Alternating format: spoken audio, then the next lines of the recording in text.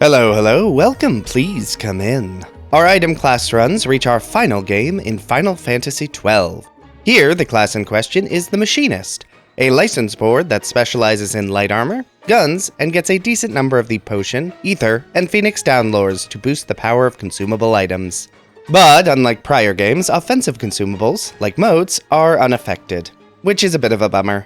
I've been a bit down on this class in prior runs, referring to it as a bit of a waste of space because it doesn't really do anything to meaningfully distinguish itself from much better classes.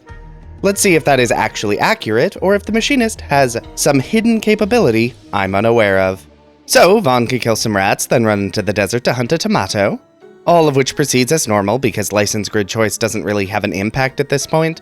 But then it's time to head south to the Giza Plains and join up with Pinello, so we can work together to get a sunstone. One big note is that I have absolutely no real healing options outside consumables, so I'm going to be relying very heavily on potions and their improvements.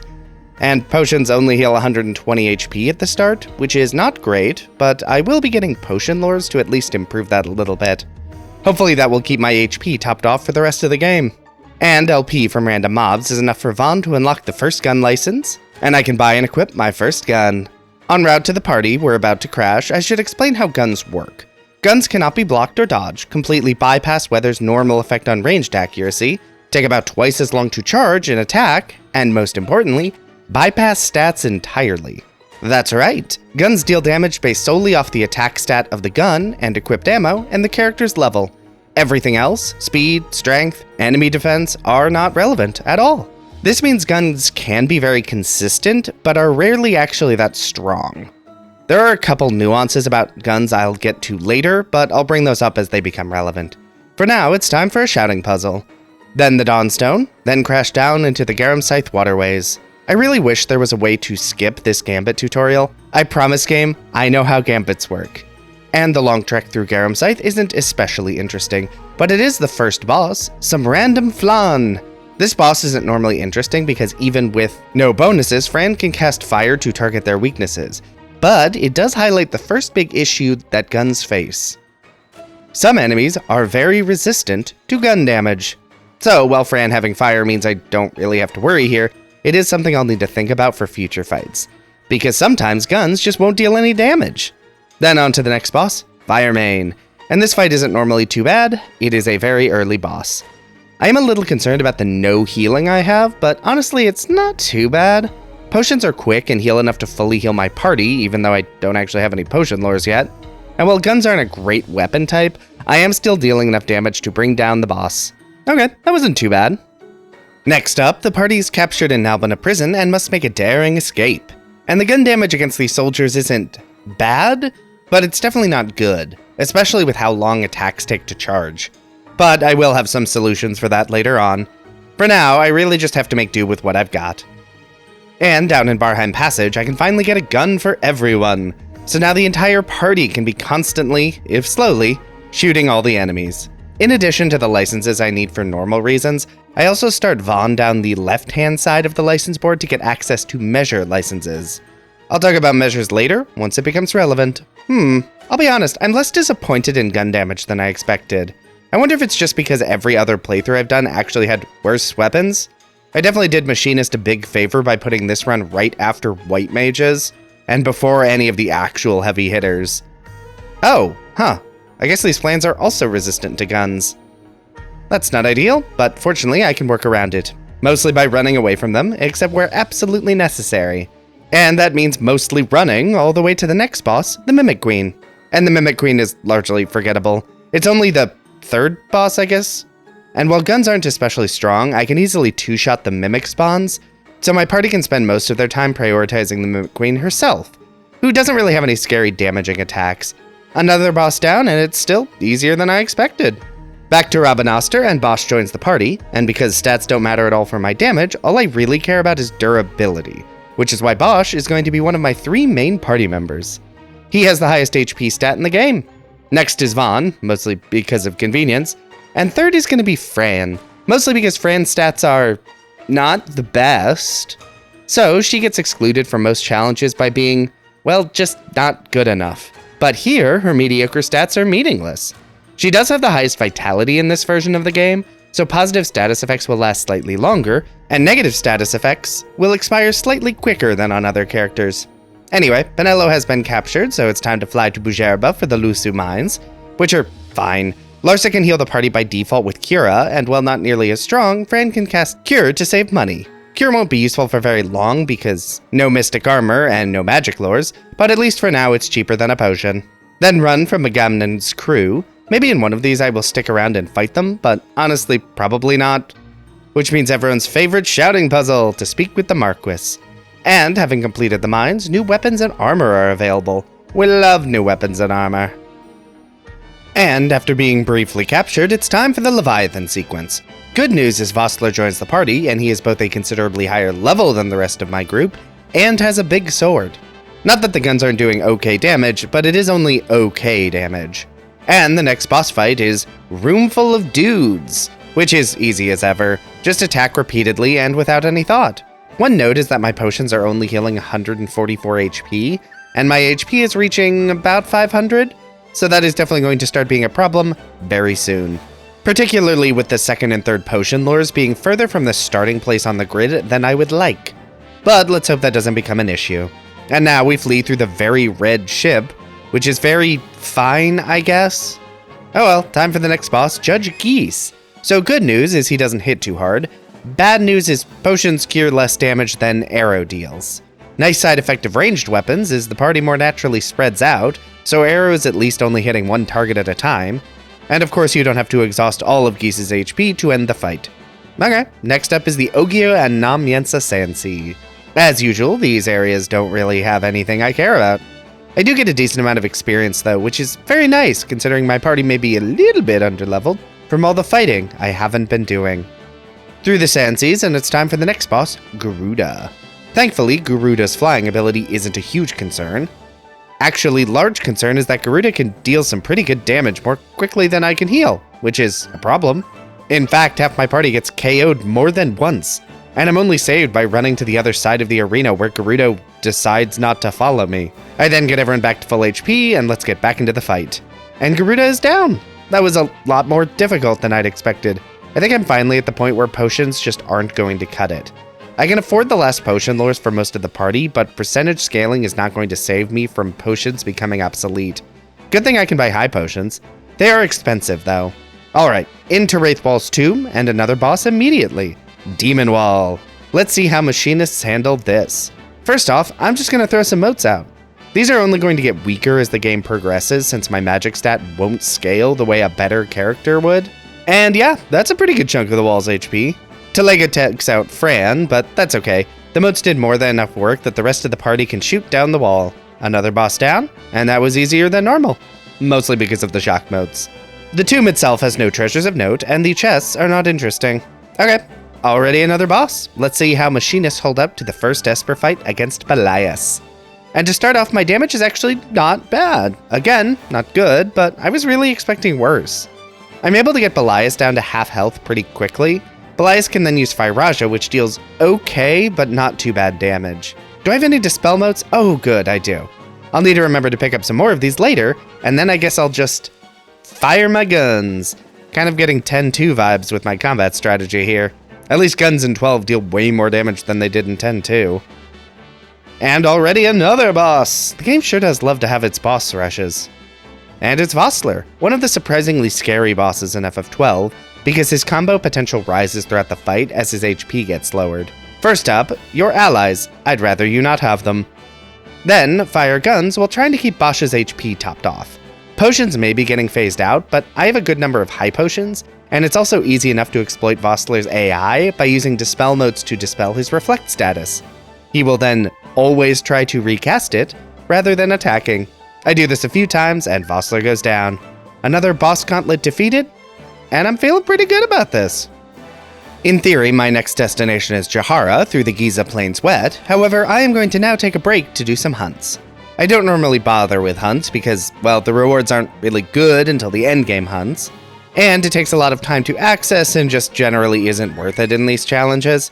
However, I do want to get access to a restricted area of the Lusu mines later, and that means I will need to at least get near the endgame hunts.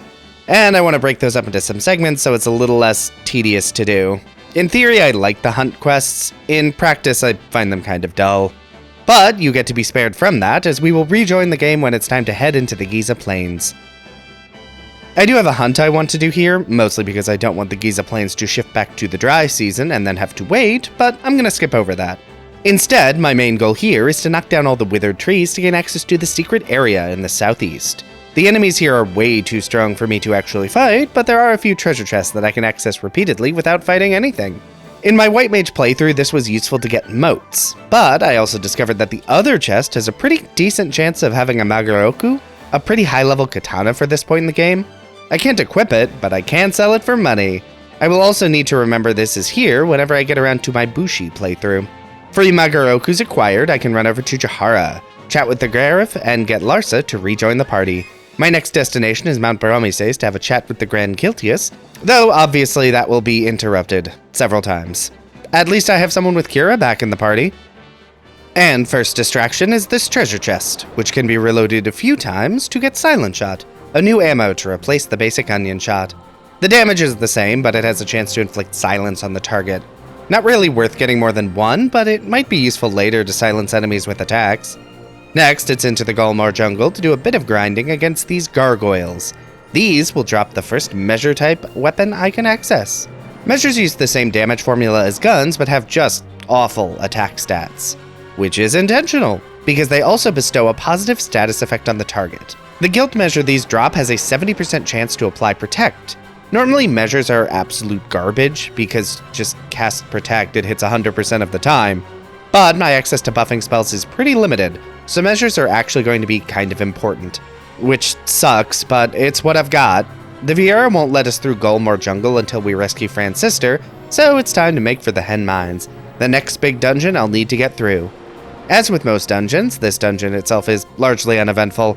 There aren't even any interesting enemies, other than the surprise slimes, which would normally drop to a quick fire, but I only have single target attacks and they resist gun damage, so instead, I'm going to run like a coward. And it is here that I switch my party over to using high potions full time. Relying on consumables sucks, especially when you can easily burn through a lot of them, but the reality is that cure and potions just can't cut it anymore. And into the boss fight, and it's time to show off the power of measures. By turning off Von's gambits and whacking the rest of the party, this bestows the Protect status on the entire party, which does a lot to reduce the healing I need to do, then switch Von back to gun for the fight. The boss is otherwise uneventful, as reduced damage mixed with high potion healing is easily enough to keep me alive. Then it's over to the Elder Worm, against which I employ the same strategy, except I also need to make sure to keep my party as separated as possible to avoid statuses from the Sporefall ability. But the actual challenge of this fight is the camera. Can't remember if I've mentioned it in a prior video, but the camera in this game is just awful, especially when you're trying to get good footage for a video. Like, yeah, I definitely don't want to be able to see the boss at all. Oh, PS2 RPGs, you are so good, and your cameras are always so bad. Anyway, with the Elder Worm dead, let's head through the topmost portion of the Paramina Rift and over to Mount Bahamut, where I remember to grab the crystal for fast travel and buy some new equipment. But that means Larsa has left the party, and I need to trek all the way to the Stillshrine. But first, a brief side trip. First, I take a leisure craft from Rabanaster to Nalbina to buy all the teleport stones I'll ever need. They really shouldn't have made fast travel a consumable resource in this game. Then, I rent a chocobo to clear out the guards to the Musforan High Waste. Those of you who watched my White Mage Only video may know where this is going. That's right, the Berserker Bracers. These apply the Berserk status when equipped, which doubles the ATB speed of attacks and increases the damage by 50%. And yes, these bonuses do impact gun attacks despite their statless damage formula and the fact that that makes absolutely no sense. More damage. I don't actually have the license for the bracers yet, but I will shortly. So it's into the Stillshrine. Am I underleveled or is gun damage starting to drop off? Hopefully the former, but I can't help but notice enemies lasting a bit longer than they used to, and I don't like it. And it's time for some grinding. In the undead areas down here, because there are only undead, so they can be very easily chained together, and they drop fairly valuable loot to sell. And during this time I get the LP I need for the Berserker Bracers, so it's time to berserk. Money grinding completed and loot sold, and it's back into the Stillshrine to turn some statues and face down the next boss, Venuskar. I don't have any metal equipment slowing me down, and that's basically the only thing interesting about this fight. I do take the time to give my entire party protect with the guilt measure, but I really shouldn't have bothered. This boss is just so frail. And my offensive buffs have started to come online with Berserk, and will continue to improve. Alright, that is the final statue, so all that's left for me to deal with is Mios. First up, I want to give my entire party protect via measures, just to keep my defenses high. Then it's time to take down the Azure. One downside of Berserk is that I can't control who Bosch targets, which isn't the biggest deal because he should just randomly target, and yeah, the A0 down and it's Mios time. First up, I refresh Protect for added defense, and then... okay, Blizzazha wasn't too bad. Mios does start to deal some pretty hefty damage in the final phase, and manages to nearly take out my entire party. But I can quickly unequip the Berserk Bracer to cure Berserk, and the party heals back up with items fast enough to save the fight and defeat Mios. And beating this dungeon means I have received the Sword of Kings, which I now know is a pretty decent weapon in the Zodiac Age remaster. So that's going to go on Bosch, because it's better than a gun, at least for now. It will drop off pretty quickly because it isn't really intended to be used as a weapon, but small improvements. Back to Mount Garamsythe, and tragedy has struck, which means time to face down Bergen. First, I throw out a bunch of Aquaremotes I have on hand to kill the soldiers, then switch Phon to the guilt measure to apply Protect on the entire party. Bergen can deal pretty good damage, but high potions and Protect are enough to keep Bosch healthy for the fairly short period of time I need to bring him down. Okay, other than Mios, not too bad of a section. I was really expecting item healing and guns to be disappointing. Garamsythe concluded, my next destination is Arcades, which means trekking through the Salika Wood, and I reach the Phon coast, and so begins the first of my many errands. First on the list is stealing from the Begoli. This gives me my next measure, the Multiscale. This applies bravery to the target, which means another big boost to my damage output. Next up is to head back to Jahara to pick up the Pheasant Netsuk that's just here? And it's been here the whole time? My Black Mage's Only video has 44,000 views, and not one commenter pointed out that grinding out loot to unlock the recipe for this in the bazaar was stupid? I'm legitimately shocked. Next on the list is the Nihopaloa? The Niho. This accessory inverts the effect of healing consumable items, potions hurt, remedies inflict statuses, etc. This is honestly not that useful in most situations, because consumables hurting is less effective than regular attacks, but I will need it for at least one thing. So I grinded out the earliest instance of each portion of the items needed to unlock the package in the bazaar.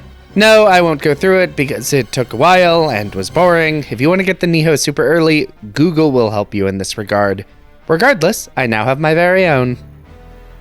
Errands are momentarily done, so it's time to finish heading through the Phon coast and reach the Tichita uplands, which also has nothing that interesting to do. And it's into the Sochen Cave Palace, and the next boss fight, the Vegetable Gang, which is shockingly going to be much easier than normal. This fight is typically a pain because of all the status effect these little troublemakers cause, but I have a hefty stock of remedies and all 3 remedy lures on every character, so I've actually never been better equipped to handle this fight. A refreshing change of pace. Next boss, please. The Ahriman. Time to deploy the powerful combination of Berserk and Bravery to deal big damage. The Ahriman loves to inflict doom and confuse, but thankfully these are both easily cured via remedy. In fact, remedies are one of the only ways to cure doom, and only when you have the remedy lore 3. So, in a frankly shocking continuation, Machinist may actually be the best suited single class to take down the Ahriman. What is happening? Is Machinist actually good? I've always been so dismissive of it. Sochen Cave Palace is done, so I've reached Arcades, which has the usual armor upgrades you'd expect, but also is the first place in the game to sell X potions. And between the potion lores and Pheasant's Netsuk, I am set for healing for the rest of the game. Time for Draklor. This area can be a bit overwhelming if you get into fights with too many soldiers at once, but Bosch having Berserk and an actual weapon can make quick work of most enemies. And with the soldiers failing to be a threat, all that remains at the top of the tower is Sid. I do have to unequip the Berserker Bracer because Sid is immune to damage until his rooks are destroyed, but Bravery boosted gunshots are enough to bring them down pretty quickly. And once Sid is vulnerable, I can switch back to my normal strategy of Berserk attacks to bring the fight to a close. The Balfenheim stores sell some better guns and better armor, which I always appreciate, and a quick consumables restock, and I'm ready to head deep into the Feywood. And statuses abound here, and for the rest of the game, so it's time to set up so many gambits to hopefully avoid burning through all my remedies. First boss time, and it's Rafflesia. This boss can normally be a bit tricky. It inflicts disease, which can be difficult to cure at this stage in the game, and the arena constantly drains MP. I have Remedy 3 lore, which cures everything, and I don't use MP. This is the fastest this fight has ever gone. And that means I can push through the southern area towards Giruvegan. My damage sense may just be broken from the White Mage Only playthrough, but my gun damage is actually pretty good here. I'll be curious to see if it will still feel that way once I reach this area in future runs with more damage-focused classes. Hello, Giruvegan, my old friend. Before I dive into the nightmare that is the boss rush with no healing, it's time to do some errands, which means heading back to the Salika Wood. And thank you to the commenter who pointed out the King Bomb is vulnerable to disease. Not sure how a creature of elemental fire can be afflicted with disease, but it does mean one Niho-inverted Tier 3 remedy can stop it from using Renew. Which means getting access to the Nabria's Deadlands faster and easier than normal. Which means access to the Necrohall of Nabudis. I have to proceed through this area very carefully. I am strong enough to fight the enemies here alone, or maybe two at a time, but any more than that and I will get absolutely destroyed. But the rewards for my efforts are just too good to pass up. First on my list is this hidden Baknami merchant. They sell a variety of new ammo for my guns. These have slightly higher attack power and deal fire or water damage respectively, which could be useful, but it will more often be annoying. But hey, swings and roundabouts. And next on the list are the Hermes sandals. These apply auto haste to the target, which when equipped by Bosch will mean I can then manually apply Berserk with Bacchus Cider to have haste and Berserk, and bravery from the multi-scale, meaning my offensive suite is now fully online. And now it's time to head back to the Feywood to slaughter Mirror Knights for their sweet, sweet loot. Mostly because I am going to need a lot of money to afford all the consumables I'll need for the next few sections. Okay, time to actually make some progress. And first on the list is Daedalus. Let's see how this new offensive setup manages. And the answer is Bosch is dealing twice as much damage, about 3 times as fast. And that brings Daedalus down very quickly. Alright, that was really effective. It didn't even have time to crush my entire party with an all-target attack like it sometimes does. Alright, let's press on. Getting through Giruvegan isn't difficult by itself, my damage is quite good, but I do need to be mindful of my item usage. This is the first of 2 pretty long areas, and I won't be able to easily leave to stock up on items. You know what, let's set up a high potion gambit. They aren't as good at healing, but the extra healing at high health may save some X potions I'll need later. Next boss, Tyrant. Time for some offensive buffs? Huh, that shot did less damage than I'd expected. Is it resistant to guns? Maybe, though the Sword of Kings is also not dealing that much damage. This thing must have really high defenses or something, because I'm dealing very little damage. Which normally wouldn't be too concerning, but I have a limited resource issue, and I don't really have any strats other than hit repeatedly. Oh, I'm stupid. The boss resists fire and water damage. Switch to Silent Shot, and yup, there's my damage. Well, that's embarrassing. Stupid elemental bullets. And it's into the Great Crystal. The Reaper enemies here do have another measure that I can steal, but it just applies the haste status, so I'm actually not going to bother. The only character that really benefits from haste is Bosch, and I can equip the Hermes sandals, which is both more reliable and less manual to apply. Which means all that's left is Shemhazai, who absorbs elemental damage, so time to use Silent Shot again. Other than that, Shemhazai isn't nearly as durable as Tyrant, and I get her down to red HP very quickly. Which is where the problems start, because Shemhazai at low HP is actually very scary.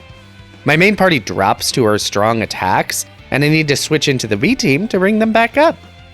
Time to disable that high potion gambit I set up earlier, and up the HP threshold on X potions, because Shemhazai is doing a lot of damage, and I really can't afford to leave a party member at anything less than 70% HP. Okay, and that is Shemhazai down, but it wasn't actually easy. Shemhazai being able to spam Flare is a real problem for my survival, but fortunately X potions combined with Pheasant Netsuk is a very strong healing combination. With Giruvegan completed, it's time to head back to Balfenheim to recruit Redis. The next story beat is to head over to the Ritterana Cataract, but I have a, frankly overlong, final errand to run. I need to access the restricted section of the Lusu mines. However, in order to access the restricted area of the Lusu mines, I need to get the Site 11 key. This requires completing the antlion hunt and then picking it up from the Phon coast, which means it's now time to do even more hunts, because the antlion hunt is further along in the hunt chain than I have thus far reached. But I'm gonna skip through all that because these hunts are not interesting. Site 11 key in hand, I can reach the deepest part of the Lusu mines. The enemies here are very dangerous and are about 10 levels higher than my party. There is a reason I waited until this late in the game and had Redis. But in this section of the mines is the Arcturus, the strongest gun I will be getting in this playthrough, which Bosch can immediately equip to maximize his damage. I don't really need anything else for the rest of the game, which means it's time for an endgame boss rush. Let's see how Machinist actually manages. And I've arrived at the Ridorana Cataract. This area has a lot of running about, and none of it is that interesting, so I'll mostly just be talking about the boss fights. And first boss fight on the list is Hydro. And this fight is very much a blink and you'll miss it experience. Between its holy weakness and Bosch's many buffs, this boss dies very quickly and very easily. Then some boring puzzles, and it's time for the next boss, Pandemonium. This big turtle is not really interesting. It's easy enough to blast through the first half of its HP, and then I just have to wait for the palings to fall so I can actually damage it, which is pretty boring and not really that difficult. This is honestly going way better than I'd expected. Who would have thought Machinist was decent? Next up is Slight, a boss that has caused some difficulty in other runs because it can deal very big damage as soon as it reaches low HP totals. And it does try to do that here, even taking out Fran and Phon at different points. But it's not enough to really be a threat. Slight can really only deal single target damage, and single target healing is the only good healing I actually have. So that's another boss down. And next up on the boss list is Fenrir, who does hit pretty hard and has Protect. Not the most durable though, so I can take it down before it manages to actually be threatening. I feel like I'm repeating myself, but the reality is that these fights have really been going about the same way. My healing is great if single target, my damage is pretty good, and the bosses just can't stop me. But maybe that will change, because next up is Ashmole, and my strategy is mostly unchanged. Buff up Bosch and then heal, but this time I have to use a float moat to stop Ashmole's most damaging attacks. You know, I really wish I'd remembered to pick up some Dispel moats, because it would really help against these bosses, particularly when Ashmole has Bravery, because I forgot to turn off Phon's attack gambit while he had the multi-scale equipped. And Ashmole is a bit trickier to deal with, mostly because his attacks can inflict disease, which makes healing the injured party member takes 2 actions rather than 1. Still not enough to stop me though. And that means next up is Garamsythe, who is about as eventful as ever, which is to say, not. Other than taking slightly longer because he and Bosch have to exchange a full, unskippable dialogue sequence right in the middle of the fight, I think the mid-battle cutscene took longer than the actual battle. Joke fight out of the way, it's time for Sid. It's easy enough to get him down to half health, but that's when the real fight starts, and Famfrit comes out.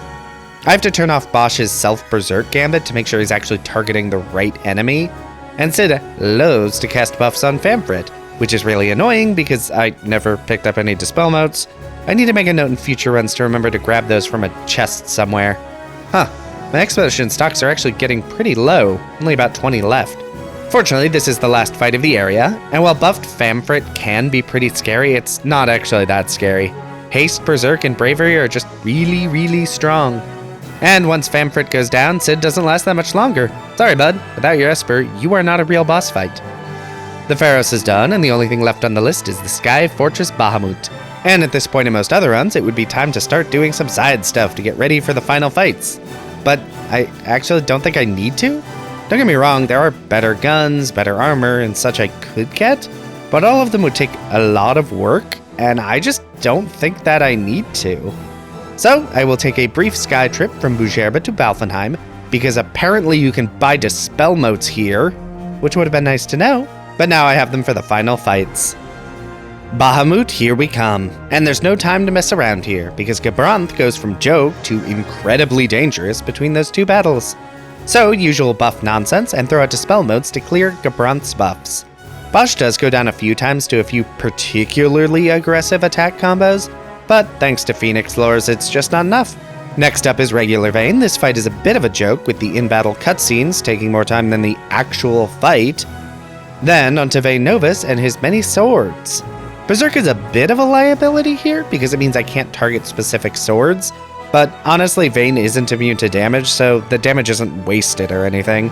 And while buff Vayne can be a bit scary with some of his attacks, I have a lot of healing to get the party back up to full. Okay, now it's time for the actual scary fight. The Undying can cast multi-target spells, becomes immune to certain damage types throughout the fight, and has all the cutscene attacks he needs. First move is to equip Phon with the Bubble Belt. Double HP in a fight where the boss can deal this much damage is very much helpful. I would love to have Decoy to properly tank, but the license for it is locked behind Zeramis. But Phon having over 9,000 HP means he should survive basically anything. Hopefully this gives me enough wiggle room to bring the rest of the party back up if need be. Despite all the downsides, there is one good thing, and that's that Bosch is dealing between 4,000 and 5,000 a hit, thanks to all the offensive buffs, and at 3 times speed. Which means the fight is going very quickly, except when the Undying is immune to physical attacks.